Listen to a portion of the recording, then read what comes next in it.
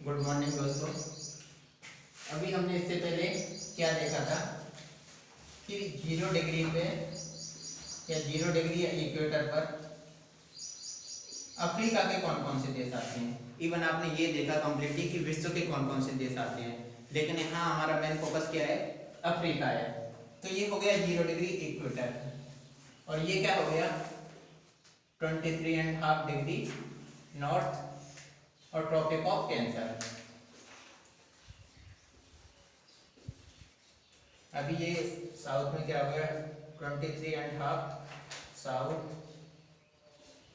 Tropic of Capricorn.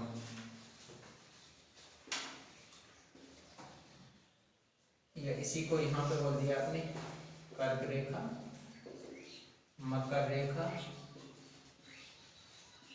और ये होगी विषुवत रेखा।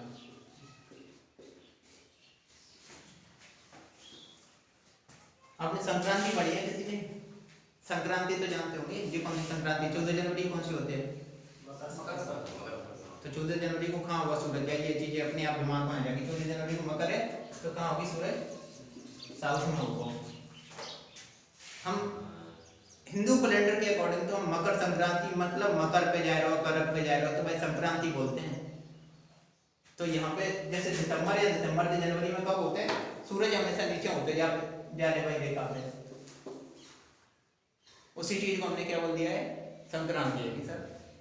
यानी सूर्य को उत्तरायण दक्षिणायन है वो, यानी सब चीज एक दूसरे से ऐसे लिंक है। व्यवहारिक जीवन में उपयोग करते नहीं, व्यवहारिक जीवन में जैसे उपयोग करते हैं वो सारी चीजें हैं इसमें, बस उनको तुम्हें व्यवहारिक बनाना है कि ये नहीं पढ़ रहा है कि मैं ये संक्रांति पढ़ रहा हूँ या करक रेखा मकर रेखा हूँ।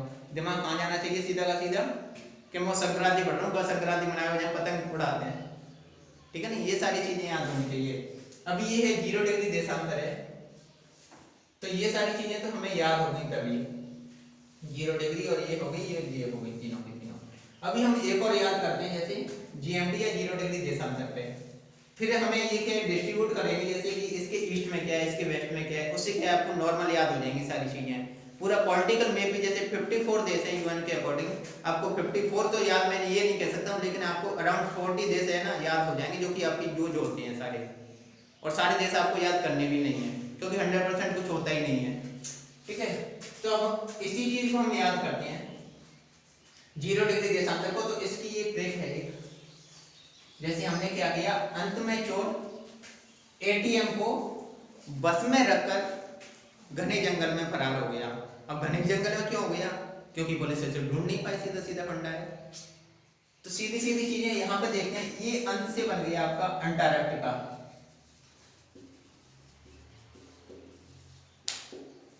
ATM से बन गया आपका Algeria, T for Togo, M for Mali, B for Burkina Faso,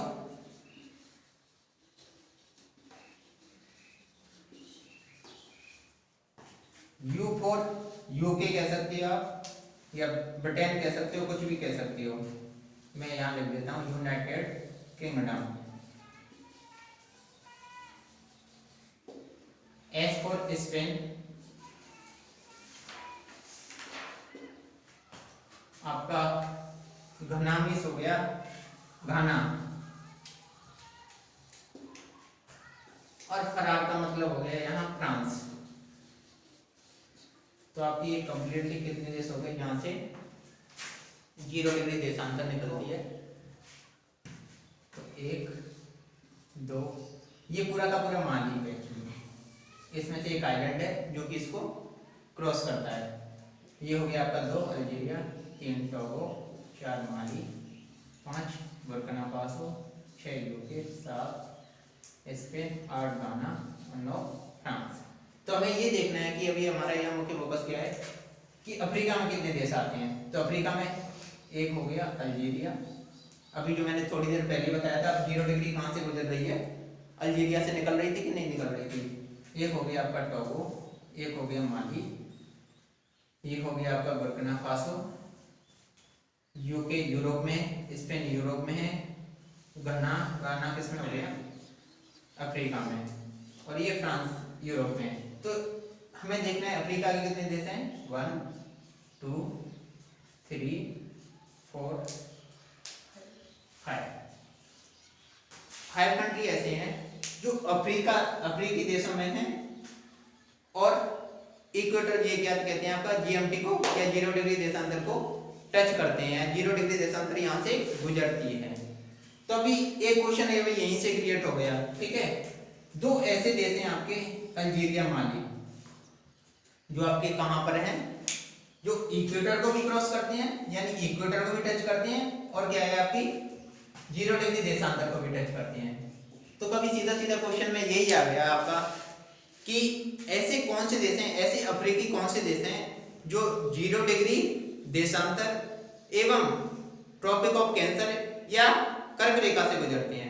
तो उसमें आंसर दे रखा होगा आपका, दे रखा है मान लो अल्जीरिया दे रखा है, बुर्किना फासो, यूके, स्पेन दे रखा है। तो आप आइडेंटिफाई कर पाओगे नहीं तुरंत उसमें से, क्योंकि तीनों एलिमिनेट हो जाएंगे, तो फिर एक अल्जीरिया देश बचता है सीधा सीधा।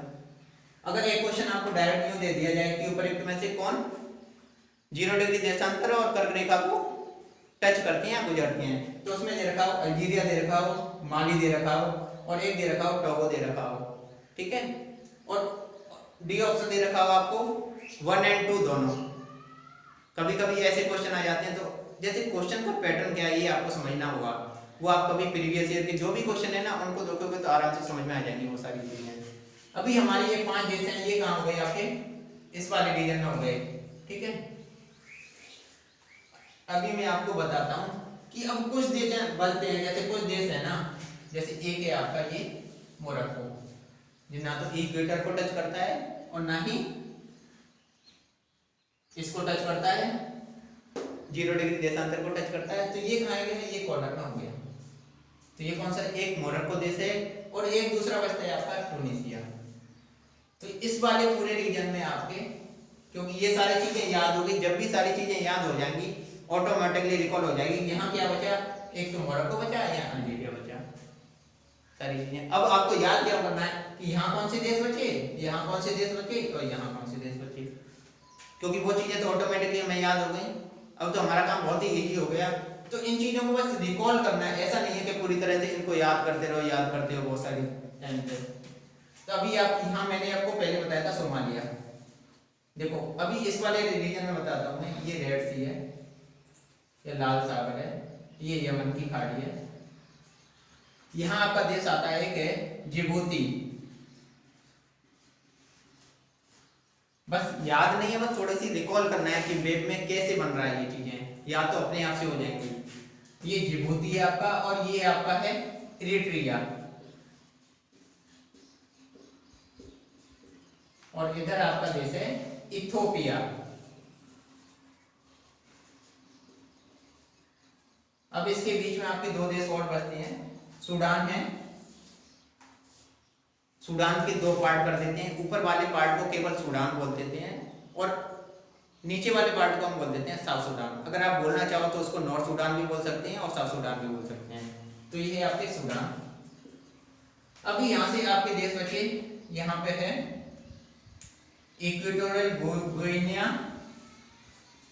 यहाँ आपका देश है कैमरून। कैमरून से ऊपर चलेंगे तो आपकी रिवर, ये है आपका नाइजीरिया। नाइजीरिया से इधर चलते हैं तो आपका देश है, ये है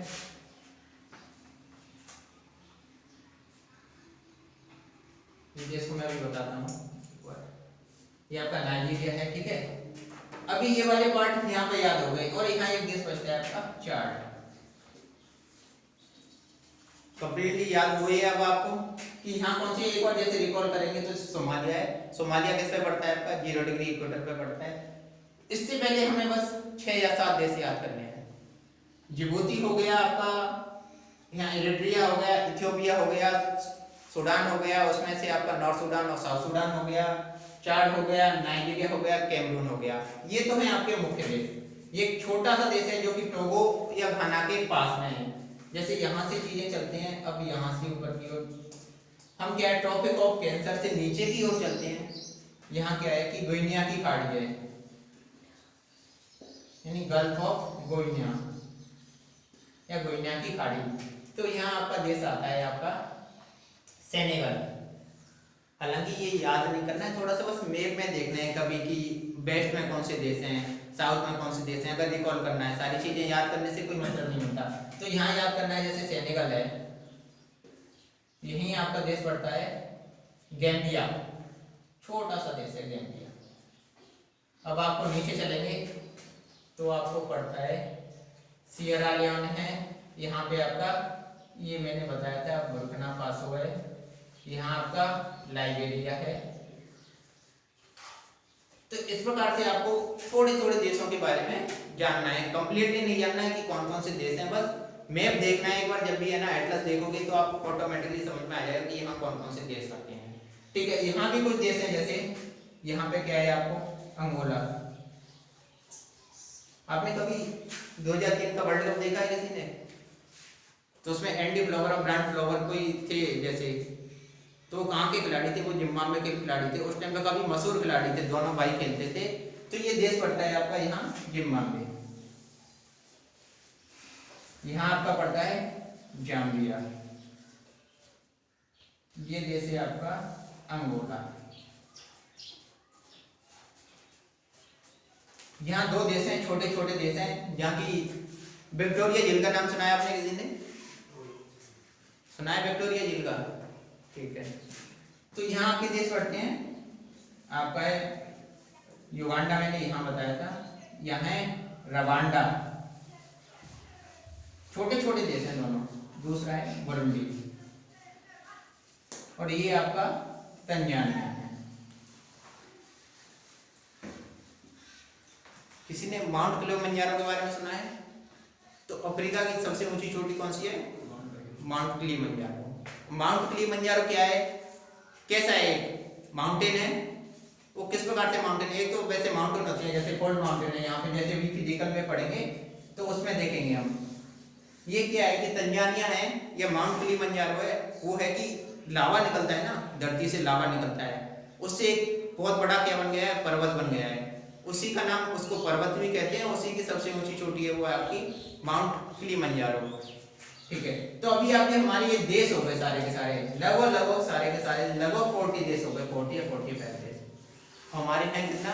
54 के लगभग देश। तो कुछ छोटे छोटे देश हैं, वो आपके लिए इतना इंपॉर्टेंट नहीं लगते हैं। इन सारी चीजों को इस प्रकार से हमारा क्या हुआ कि आपका पॉलिटिकल मैप है ना ऑस्ट्रेलिया का, वो आपका कंप्लीट हुआ। जैसे कि हम आगे देखेंगे ना, अब हम फिजिकल मैप देखेंगे। फिजिकल मैप में क्या देखेंगे कि आपका पर्वत है, पठार है, मैदान है, मरुस्थल है, नदियां हैं, झील हैं। ये सारी चीजें हम किस में देखेंगे? फिजिकल मैप में देखेंगे।